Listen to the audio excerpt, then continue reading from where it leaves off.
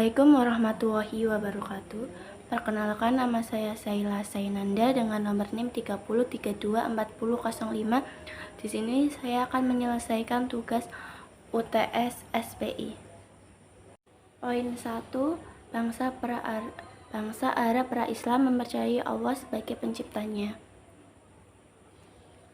Mereka mengetahui agama keesaan Allah dan mengikuti kepercayaan yang menuhankan Allah. Telah banyak nabi yang diutus datang kepada mereka sebelum Nabi Muhammad SAW agar mereka mengesahkan Allah dan tidak mempersekutunya. Di Ka'bah yang sudah menjadi pusat ibadah sebelum Islam, terdapat banyak berhala yang disembah oleh berbagai kabilah Arab.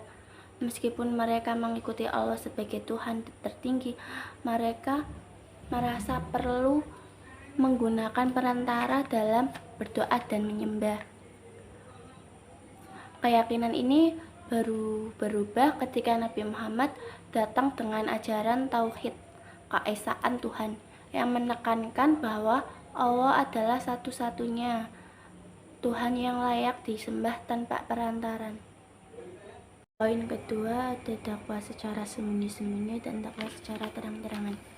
Dakwah secara sembunyi-sembunyi ketika Nabi Muhammad SAW pertama kali menerima wahyu, beliau memulai dakwah secara tertutup. Rasulullah mendakwakan Islam kepada keluarga terdekat dan sahabat-sahabat terpercayanya. Di antara mereka yang pertama kali masuk Islam adalah Khadijah, Ali bin Abi Thalib, Abu Bakar, dan beberapa sahabat lainnya. Yang kedua, dakwah secara terang-terangan.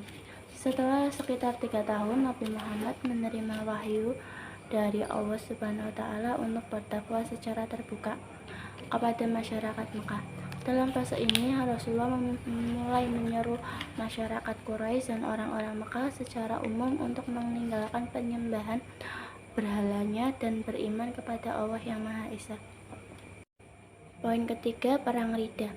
Perang Ridha atau dikenal dengan Perang Kemurtatan adalah serangkaian konflik yang terjadi setelah wafatnya Nabi Muhammad pada tahun 632 Masehi.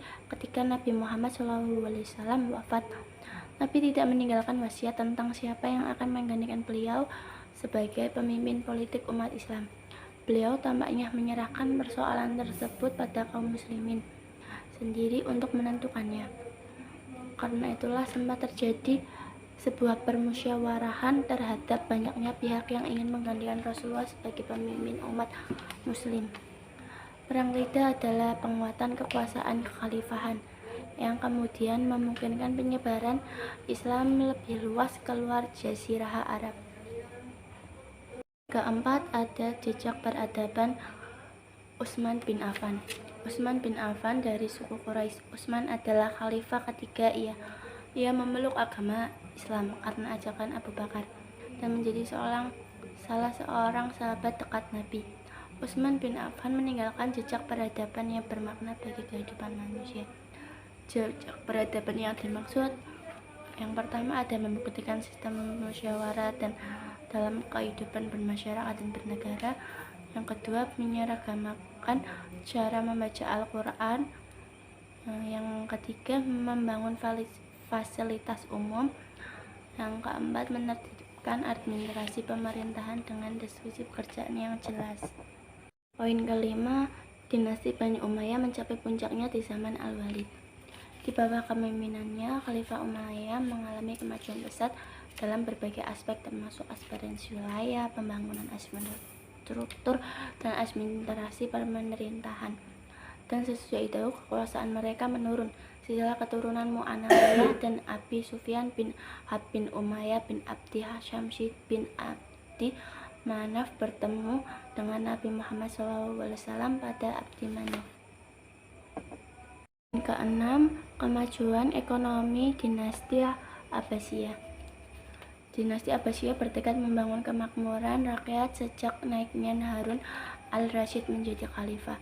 Khalifah pun memberikan fasilitas untuk kemajuan sektor pertanian sebagai pembuatan bendungan dan saluran irigasi. Berbagai produk pertanian yang dihasilkan antara lain minyak dari Afrika, gandum dari Mesir, dan kurma dari Irak.